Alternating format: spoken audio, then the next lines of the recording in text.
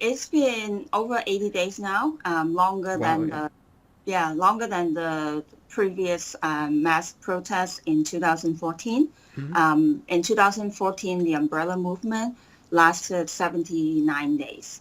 So now they already Okay, wow, surpassed that. yeah. Yeah.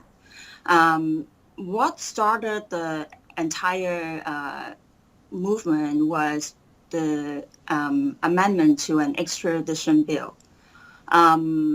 Carrie Lam, who's the chief executive of Hong Kong, wanted to change the bill so that anyone who's in Hong Kong can be extradited to China if they think you are a criminal.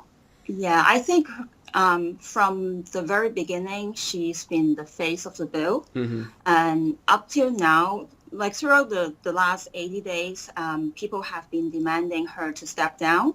Right. And she has not been directly responding to all the demands.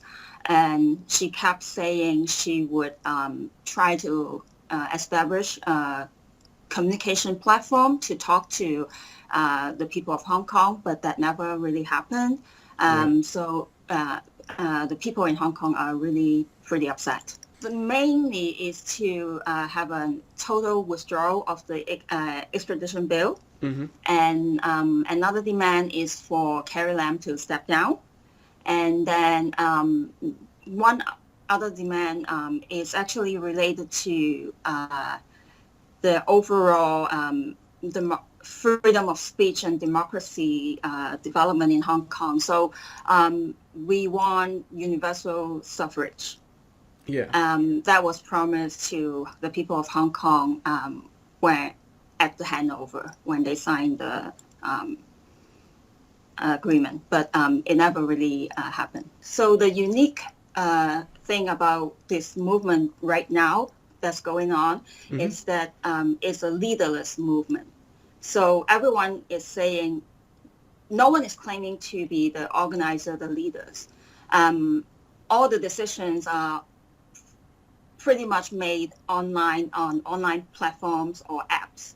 So Telegram is one very popular app that protesters use for communication. And a lot of times they would just vote on the app or on an online platform and then decide what to do.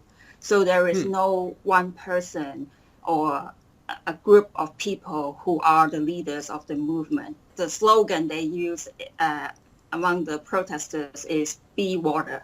So Hmm. just that's taken from Bruce Lee's philosophy. Water is fluid. If you put it in a cup, then it looks like a cup. If you put it in a bowl, it looks like a bowl. So it's flexible, it's fluid. There doesn't have to be a leader to lead the movement. Protesters can all agree on what to do, and depending on the situation, they will make different decisions. Since there has been arrests from this movement, I think the youngest that got arrested was 13 years old. Wow, okay. So I've seen pictures of parents taking the kids to the protests, and I've seen kids who are like really high school students go into Hmm. the protests without parents. So this is really started by the young generation. And I Yeah. think the reason behind this is um, because the young generation really see this as their pretty much last opportunity to do something before their freedom gets taken away. So, on social media in the Mm-hmm. US, I don't know if you saw it, but there was this video that went viral of protesters cutting down a facial recognition tower, apparently. Yes. So, can you tell me a little bit about that? I'm sort of Mm-hmm. curious what that's all Yeah. about. So I think in Hong Kong, we have seen the Beijing government set up this surveillance lampposts Hmm. in Chinese cities. And just a short while ago, the Hong Kong government are claiming they are setting up smart lampposts that are for communication purposes. But the people in Hong Kong are very afraid or concerned that these are not just communication tools, but Hmm. more surveillance tools. And because they recognize at least some of the parts are manufactured by the same companies who manufactured surveillance equipment for the Chinese government. Okay. So they are very Yeah. concerned. So So taking down yeah. one of the lampposts is more like to prove that these are really manufactured by those same companies.